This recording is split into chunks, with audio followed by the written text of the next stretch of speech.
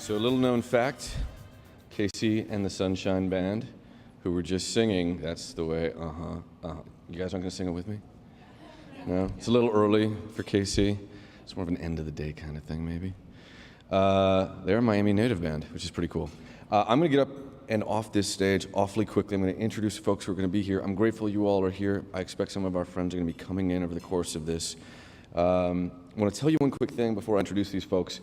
Do this every year, but worth reminding you, and if you're new, maybe you don't know about this. This is a giant brown cardboard box. Does that look right? Is that what that is? Okay, it is, and it's also a miracle machine, because this is not just a brown cardboard box, although it is. This is a TerraCycle box. Anybody in here have these at your offices? Okay, if not, I'm going to ask you. By the end of this, you are going to be buying 1 or 10 for your office, I hope, and maybe even for your home. These things are really cool. You can put anything except for Chris's breakfast in here, and you basically, when you're done filling it up, you put a shipping label on it that they give you when you buy it, you send it off, and they'll either recycle or upcycle it. So nothing that goes in here ends up in the ocean, which I hope you've all had a chance to jump into recently. It is a remarkable thing, and it's the kind of thing in today's day and age that is not a nice to have, it is a need to have. So I do hope you'll spend a little time thinking about this. It is my great honor and pleasure to invite the folks up onto the stage today. We have Javier Alberto Soto, who is the CEO of the Miami Foundation. They have been doing tremendous work to help with recovery and relief in the wake of Irma, and they do wonderful work in this community every single day. I know I asked you all, maybe harangued you all, to give a little yesterday. How many have had a chance to do that? I'm taking names. Good, thank you very, very much. Super kind of you. For those who haven't, please do. To his immediate left will be Mayor Philip Levine. Be really nice to him. He's about to not get much sleep. His wife is incredibly pregnant, and they have their first child due Tuesday, unless it happens earlier. And then right after this, I'm pointing to empty chairs. You guys want to come up? Maybe that's the way to do this. It's a handsome and healthy and good-looking group of people. I sound like Donald Trump. Oh, my God. This is Mayor Levine. This is Javier. Jane Gilbert, who has the coolest job in America, and you're going to find out why in a quick minute. She's the Chief Resilience Officer for the City of Miami, so it's not like she hasn't been busy, so we are incredibly grateful. I have a feeling she has an 18-hour day ahead of her after this. Chad Nelsen, my dear friend and one of my heroes, he is the CEO of Surfrider. And then Matthew Beatty, who has been, for those of you who are not aware, one of the, I wouldn't say unsung, because you've been incredible here at this conference, I'm about to sing about it. This guy evacuated just a couple of weeks ago, and the entire time he was doing so, he was in touch with me, helping to put together the big party we had the other night, and a number of the other events that you've been enjoying, including this. So a big round of applause for Matthew in particular, and for all of these good folks who are gonna share a little bit about the reality that is facing Miami today. Climate is such a conceptual thing for many places of this country. We hear about it, but we don't necessarily understand it. These folks understand it, and for them, it's not a political issue. It's just the world that we live in, or they live in at this very moment. They're gonna talk about it right now. I'll get off the stage.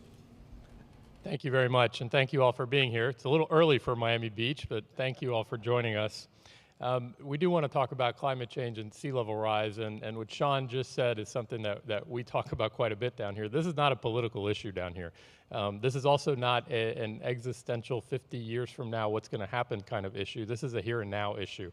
And you're going to talk to folks who are on the front lines of this issue here in our community and throughout America, and in many ways sort of setting models for how you adapt to these changed conditions on a national and a global scale.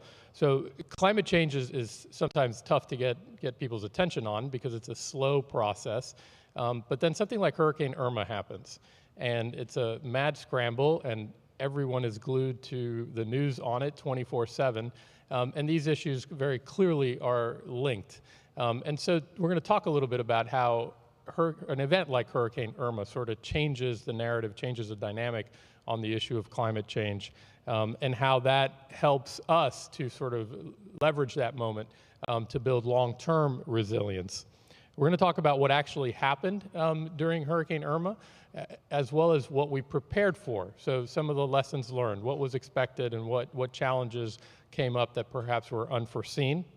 And we're going to talk about, again, how an event like this allows us to communicate in a way that galvanizes action around long-term resilience building and long-term adaptation to sea level rise. And I'd like to start with our mayor here, who's been really a leader on a national scale with regards to adaptation solutions for things like sea level rise. But I want to talk today about what happened here 3 weeks ago. So Hurricane Irma is bearing down on our region. For those of you who were watching this as closely as we were in Miami, we were in dead center of the cone for a couple of days there right before the event hit. And a place like Miami Beach has enormous things to consider in an event like that, primarily how to keep their 91,000 residents safe. So I'd like to turn to you, Mayor, just to talk about the pre and then the during of Hurricane Irma, what you expected, what happened, and what lessons you take away from this event. Thank you, and thank you for the opportunity to be here. It's definitely early in Miami Beach, right? Yes. And I used to always laugh and say when I was building companies and building my businesses in Miami, I'd get up early and go on the road, and there was no one else out there, and I felt like it was a conspiracy against me, like it was like the Truman Show, and I was the only one working. And so obviously Irma was a major threat, and as I say, these type of hurricanes, these type of storms, people used to say they're once in a century storms, and we go, no, that's not the case. We believe this is the new normal brought about by the changed climate environment that we're living with today. In Miami Beach, everybody understands flooding, they understand sea level rise, and they realize because it affects their daily lives. When I ran for mayor, I always say I didn't get swept into office, I kind of got floated into office under a campaign of we're going to raise roads, put in pumps, and blah, blah, blah. And we really had no idea what we were going to do. But like we said that there is nothing perfect, but clearly we're going to make some action and do some things. And communication's always been the most important part of that. In areas of our city, we put a plan together to spend $500 million. We've spent 100. Of course, the media already says they've already spent $1 billion. And we've raised roads, put in pumps, raised seawalls, changed building codes, done everything we can to make our city more resilient. So Hurricane Irma, it's coming towards our city. Communication was the name of the game. We have this massive storm coming, literally, as you saw, like a bowling ball, headed right towards Perfect Strike, which is South Florida. And we hoped for the best, but we expected the worst. And the job as the mayor, of course, is to communicate as aggressively and as accurately as possible with your constituency. And one of the key words I use, which got cloned and went all over the world, is I said, this is a nuclear hurricane. And the next thing you know, that word nuclear hurricane was trending all over the world. But our residents understood what I meant when I said nuclear. What I'm saying is it has the potential impact of devastation to our community and loss of lives. We have a great plan for these types of emergencies. Our plan was in place. Our plan was organized. We have a great city staff. Did everything in our power to communicate constantly with the residents and the visitors of Miami Beach. The county has the order to evacuate. They weren't evacuating. I took it upon myself to say to the community after I saw where this was coming, it's time to leave. You need to leave. And what's strange about this is almost like it becomes a competition among the governor and myself is who can scare the crap out of everybody more, But I thought my term nuclear hurricane kind of just was a knockout punch because it trended all over. People listened. And I said, you need to leave. There's no evacuation order. I'm telling you as your mayor, get out, get out, get out. Wrote a letter to every single visitor, said, I've never thought I'd say this in a million years. Get out of Miami Beach. Don't come here right now. And they started to listen. Everyone started to exodus. And before you know it, for the first time ever, Miami Beach was a ghost town. There was no one there. And of course, when the storm came in, we kept communicating. How do we communicate? E-blasts, Facebook, literally, Snapchat, Instagram, Twitter. There was no medium, and we utilized all the media possible. Every news channel in the world where we're going on and delivering our message. If you didn't hear the message, literally you must have been in a silo. So we were able to communicate. When the storm hit, thank God, as I said, we didn't dodge a bullet. We dodged a cannon. But there was still significant damage to the city, which came to the next point. I said, you can't come back for 24 hours. And why? Because we did well in the preparation. We weathered the storm well. Now we got to make sure we don't lose life and have people hurt in the recovery effort. 3-part program here. And we said, you can't come. And now, can you imagine, you're telling everyone who lives here, you can't come back to Miami Beach. Now, it was like being the doorman, rope guy at the best club in the world. Everyone's texting me. I hear you, but can I get in? I got to get in. Can I get in? Can my friend come in? Can my family member come in? Everybody who's who in the world wants to come back. And you're like, no, no, no, no, no. You can't come back. And then finally, of course, we cleared the roads. We fixed the power lines. We were able to fix the gas leaks, and people came back in. We operated on a military basis, prepared, organized, cleaning up these roads as fast as we possibly can. And then we put in curfews. And we communicated the curfews. And I could tell you all my friends kept saying, oh, yeah, Philip wants a curfew at 8 o'clock. That's because he's in bed watching CNN, so he doesn't care, okay? And I said, no, it's because of everyone's safety. We have to continue it. And then little by little, we rolled out a program called The Beach is Back. And we started hotels offering $99 and under for people that don't have power that are residents of Miami Beach. So communication for us was key to maintaining an orderly process and making sure everyone was safe. Thank you, Mayor. And there's no doubt that the communication from the beach was incredibly consistent, incredibly powerful. But that piece about people not being able to get back right away, it was contentious. There was a lot of coverage in the media, a lot of angry people being interviewed on our local news, and frankly, yelling at the mayor.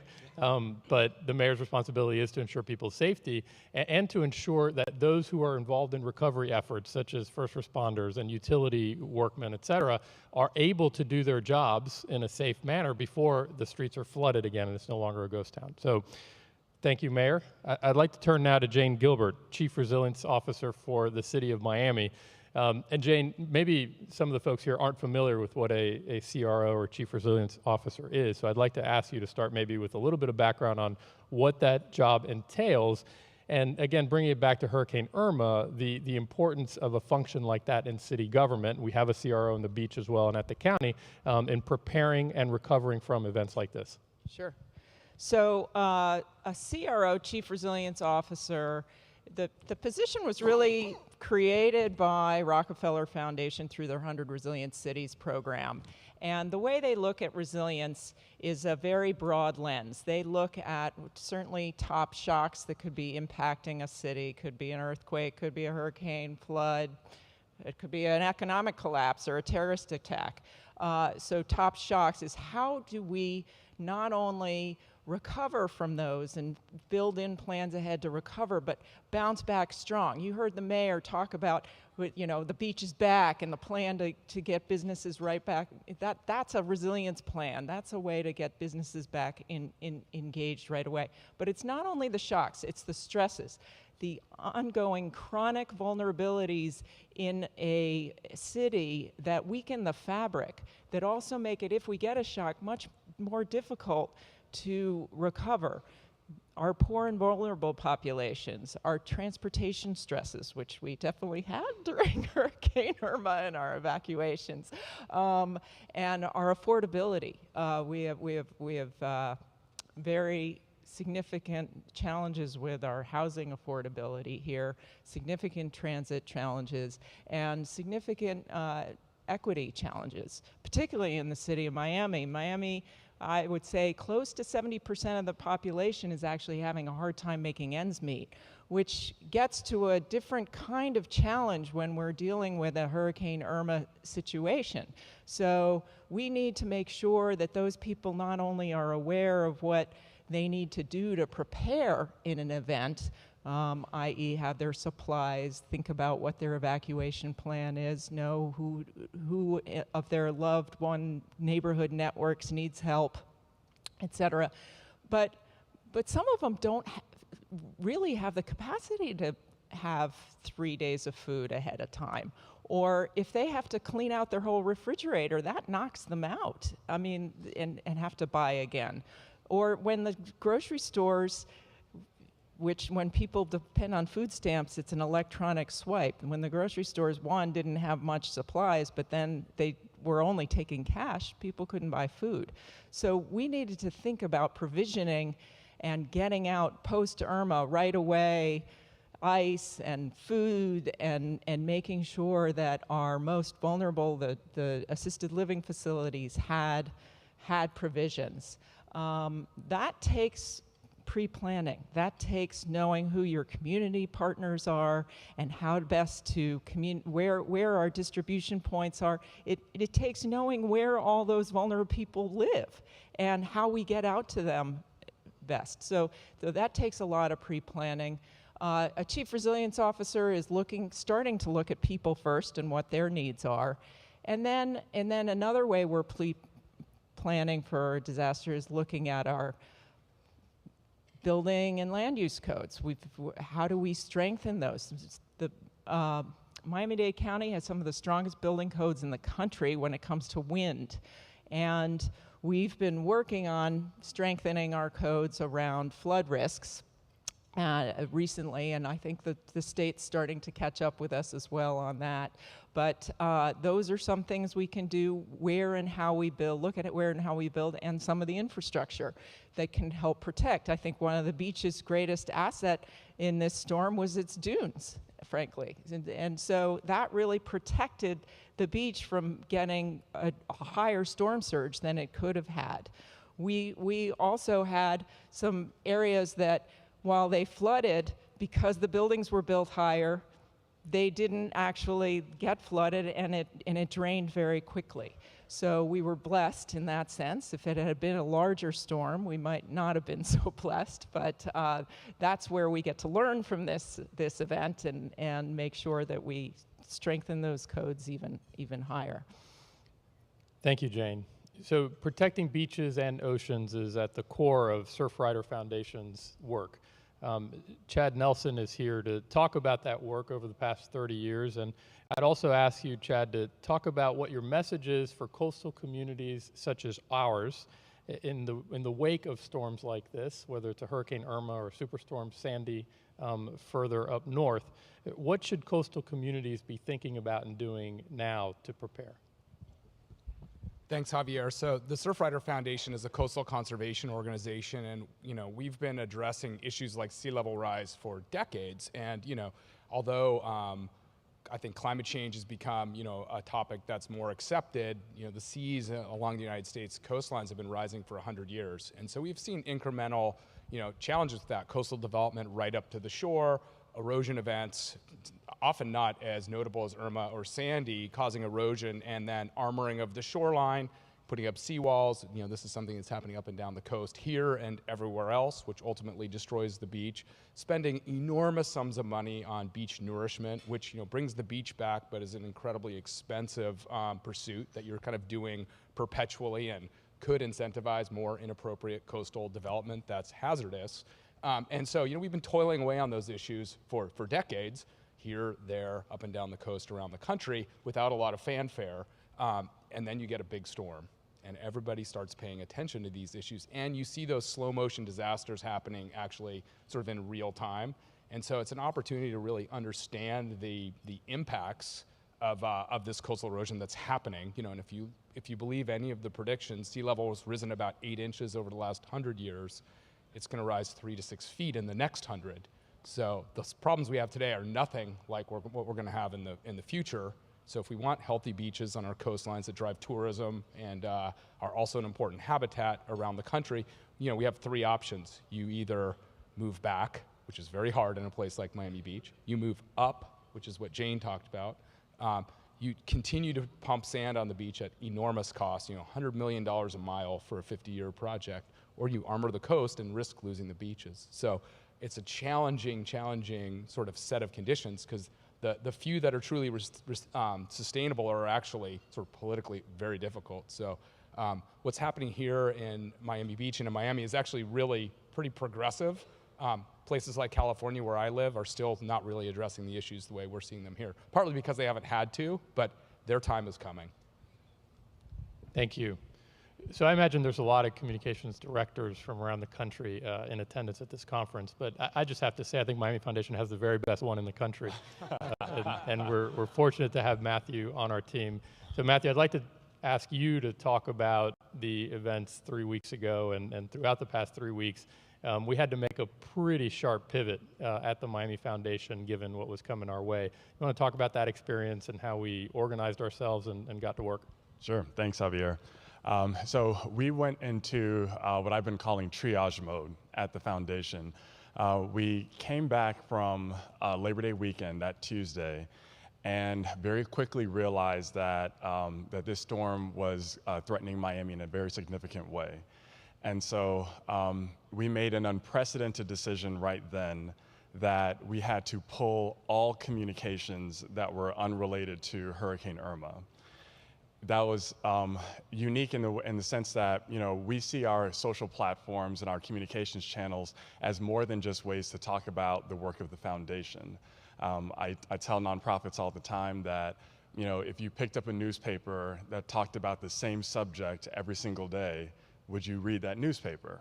And the answer is no.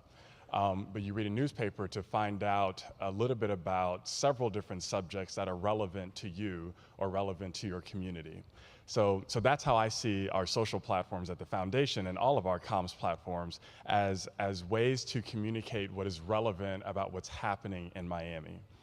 At that time, that was the only thing that was relevant. And so nothing else mattered. Everything was about getting the information into our residents' hands so that they could prepare and protect themselves from this incredibly dangerous storm. So that was our first big decision. The second big decision was then, what is the Miami Foundation's response? And a couple of years ago, through the leadership of our CEO, you know, we had the foresight to put together a disaster response plan. And the plan had 3 tiers. If a disaster was in our local community, if a disaster was in our region, and then if a disaster was anywhere in the world but affected populations in Miami. This was, again, obviously that local, what's potentially going to be a local disaster. And so the response then was for us to open up a fund at the foundation to raise money for recovery and response.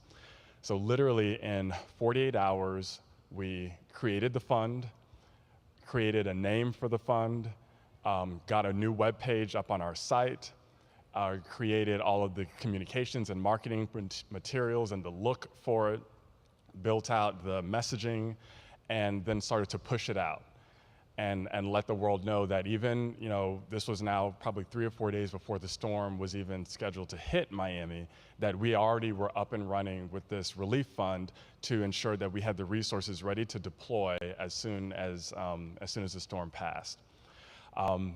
That next day, that was that Wednesday after Labor Day. Thursday and Friday, schools were already closed. So our office closed, and during that time frame, we got approached by 2 other entities, 1 individual and 1 organization, who wanted to open up their own hurricane relief funds.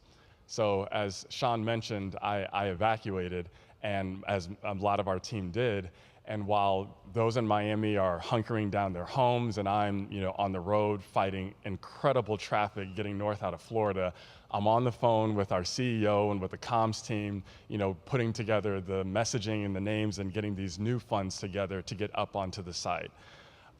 Literally having to pivot in less than 24 hours from just having 1 relief fund to having 3 relief funds, each with a particular focus, and all having to communicate this clearly and succinctly to a community that was incredibly scared. So I would say, you know, the biggest takeaway from, and that was just leading up to, I'm not even gonna go into what has gone on post-storm, which is a whole other issue. But I think the key there was that, you know, knowing when to pivot and then just making that decision and going with it. And even though we were in, you know, uncharted territory, the entire team, we were just moving and executing. And sometimes, you know, building the plane as you're flying it is the only way to go. And it's better than being caught flat-footed and not taking action. Thank you, Matthew. Just to add briefly to that, one of the funds is Caribbean-related that Matthew alluded to, and that's become quite a bit of the focus over the past couple of weeks, especially after Maria, who came on the heels of Irma. And to date, after 3 weeks since we launched the fund, we've raised over $1.1 million in the 3 funds. for relief efforts, with some significant additional gifts in the pipeline, including one potential $1 million gift from a national foundation that we're working on. None of that could have been possible without the incredible and aggressive efforts of our communications team. The other piece, by the way, is we also were worried about our people. So the internal communication, we had a WhatsApp chat and everything else just to make sure that we could track everybody, knew where everybody was, and if they needed anything, that we could get assistance to them. So for us, it's personal. When you're living through the crisis and trying to respond to it, just like everyone who has a role in government down here, for us, it was the same.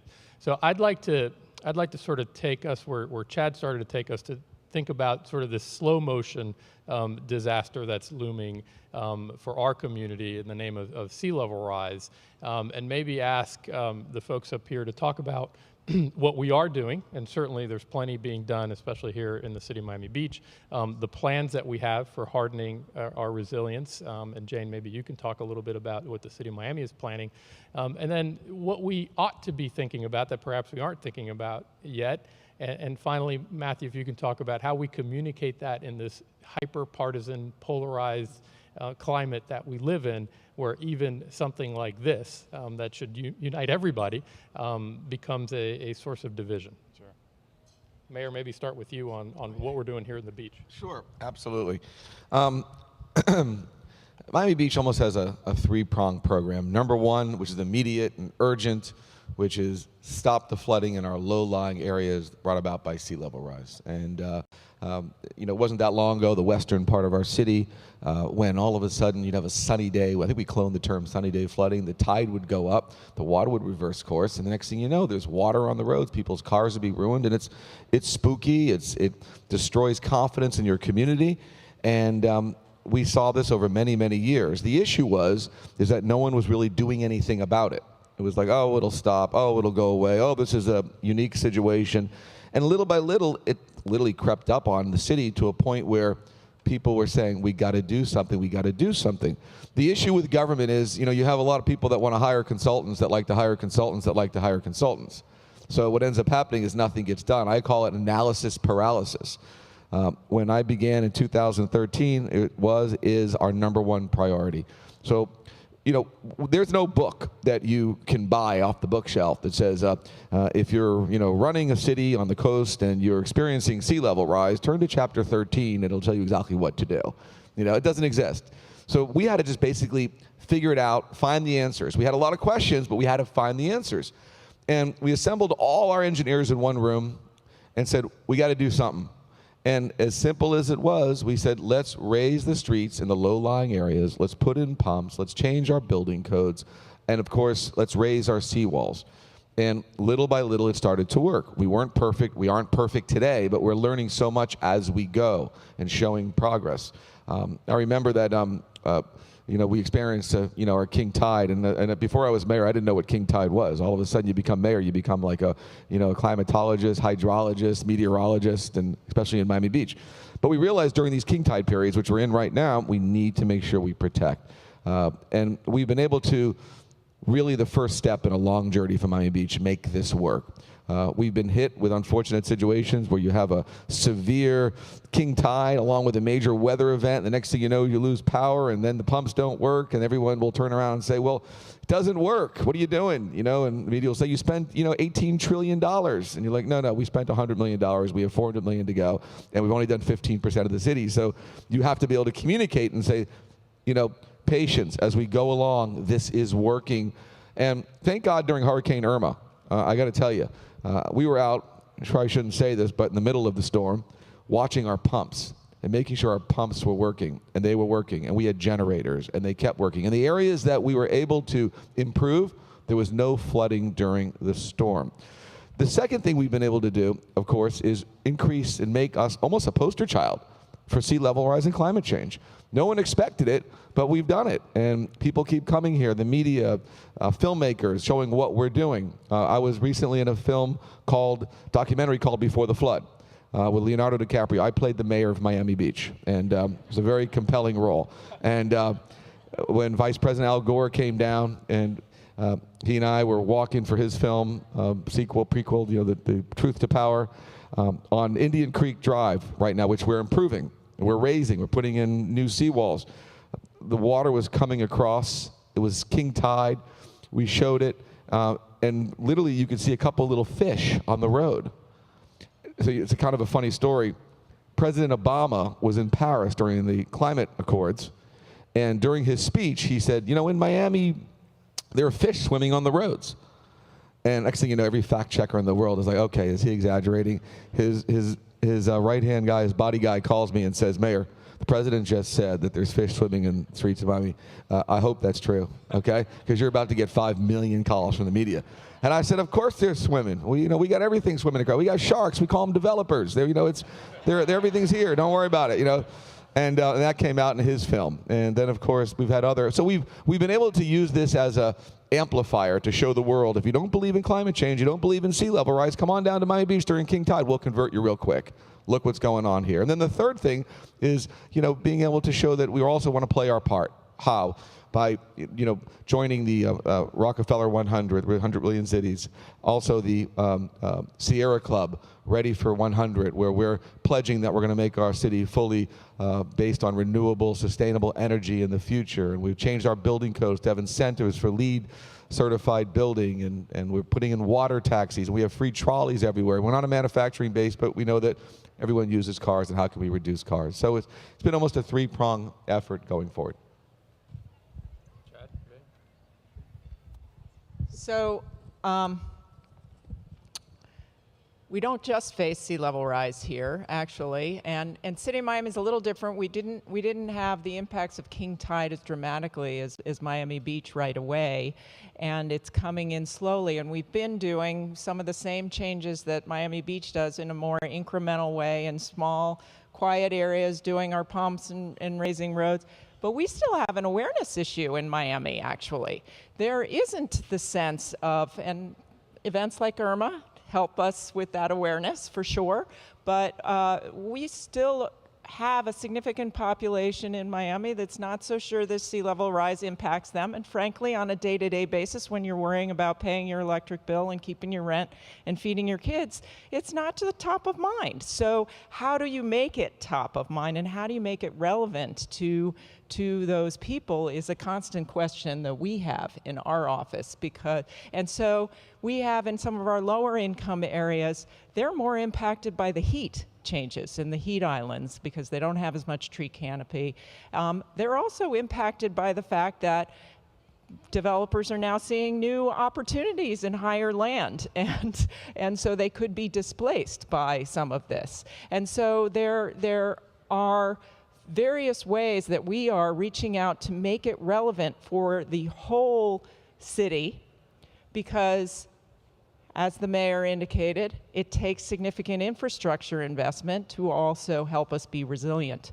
In order to do that, the mayor and the commission have voted to put a general obligation bond before our voters in November.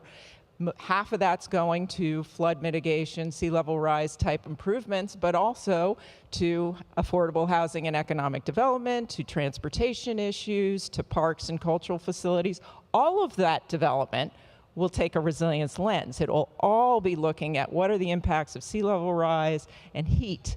As soon as I came, I've been in my position for a little under a year, and as soon as I came in, we put together an interdisciplinary committee, our Resilient Infrastructure Review Committee. First thing we did, make sure we don't build anything at this point that's not thinking about what's this facility, what's this critical infrastructure, how's it going to perform 50 years from now. If we want this to last 50 years, we got to make sure it can last 50 years. And let's look at what those projections are. Having the ability to learn from our partners on Miami Beach, to learn in the region. We have a Southeast Florida Climate Change Compact of the 4 counties, and they help us think about how do we need to project, what kinds of building codes should we be looking at in land use patterns. So it's been very useful. I will say, it's not a partisan issue in Miami. We have a generally Republican mayor who is very vocal about his opposition to our president pulling out of the Paris Summit, Paris Accord, and has just penned a letter actually with the mayor of Houston to talk about the fact that this is the time we need to be talking about climate change. So when it becomes real for everybody, it is not. It's not a partisan issue. It's a real issue. I'll be quick because I know we're about to run out of time, but I think, we spent a lot of time at this conference talking about the pluses and minuses of communicating around these crises and these disasters like Irma, and they are moments in time where we can draw attention to these issues, but, as they're saying, it was the preparation before, it's the long-term planning that you've got to do day in, day out that are really the keys to addressing these issues. And in fact, after these disasters and crises, it's easy to make really bad decisions because there's a political imperative to rebuild stronger, not necessarily smarter. So it's really about that day in, day out planning that's going on sort of, over the next 50 years that's going to prepare us for being resilient to these kind of disasters. And I'll leave it to Matthew to talk about how you actually convince people to do that in between hurricanes and in a state where you're not allowed to use the word climate change. So true. We at the Miami Foundation, we co-funded with the Knight Foundation a study that looked at how do you communicate about climate change and sea level rise in a way that actually incites engagement, and it looked at various populations and tested different messages on each population and saw what the response was. And so one of the biggest takeaways was that the fear mongering, the doom and gloom doesn't accomplish anything. The sense that there's an issue that we can't solve, that there's nothing that we can do, it's out of our hands, doesn't accomplish anything, falls completely flat. What worked best was this sense that framing climate change and sea level rise as an opportunity for a community, and as a way for us to then determine how to solve these issues and then export that knowledge internationally. So you look at the Netherlands. People travel from all over the world to go and see how they have managed to literally keep the ocean at bay. And they've had this beautiful harmony of both keeping the water out and also learning how to live with water. Now, a lot of those solutions don't work here because we sit on a limestone bedrock, and so ocean water can just seep under us. But that then creates an opportunity for us to solve this issue in a way that maybe no other community around the world has been able to. So for the business community, that message really resonated with them because, again, there could be then a financial benefit to that. For millennials, these are the optimists of the world right now. They don't want to be told that there's an issue that they can't solve. They're incredibly, aware of the importance of saving and protecting our environment for future generations. And so they think that we can do something about that. And all that they're looking for is leadership on the issue. Who's going to be in charge? Who's going to step up, and lead this effort and corral folks to solve this problem? Another, and the mayor touched on this, another message that resonated with folks was just do something. Like this concept, again, like we were at the foundation, building this plane as we're flying it. Even if we don't see the end goal right now, we at least have to be taking incremental steps that get us moving in the right direction. So building pumps, raising streets, is that the end all and be all solution? No. But is it a step in the right direction? Absolutely. And then we can figure it out as we go. So, and I think the biggest takeaway was, again, framing this as an opportunity for communities, helps get people engaged in solving the problem. I just want to leave you a couple of quick things. First of all, just to clarify, Jane works for another mayor. I'm not the Republican mayor, I'm the Democratic mayor. In case some of you were saying, I thought he was Democrat, that mayor of Miami Beach. Jane works for a great mayor in the city of Miami, Tomas Regalado, who's an incredible mayor. But the point is, we always say the same thing. The ocean is not Republican, it's not Democrat, it just knows how to rise. And your communication professionals, one of the things we always try to do is take the complicated and make it simple. That's the key. That's the key to all communication. And I'll leave you with this. I wrote an op-ed the other day, and I know this is a great fable maybe to use, and that's the story of the three little pigs. And that's how I explain it to people. The people of Miami Beach decided that they don't want to live in a straw house or a wood house. They want to live in a brick house. The key is making sure that people around Florida understand it's better to live in a brick house and in the country and in the world, because some way, somehow, you will pay. Whether it's damaged by Irma, by damage by sea level rise, whatever it may be, you end up paying. It's a perfect universe. So we have chosen to live in a brick house, and the story of the Three Little Pigs is a great way to take the complicated and make it very simple. Thank you. Thank you so much. There's a lot of passion, as you can see, on the part of all of these professionals. So we could talk about these issues for a very, very long time, but unfortunately we do have to segue to our next presentation. But I want to thank all of you for your participation this morning, but more importantly, for your leadership and great work to help our community survive events like the one we just had 3 weeks ago, and build a more resilient future. It feels like 3 years ago. It's been a long 3 weeks, actually. So thank you all so much for all of your work.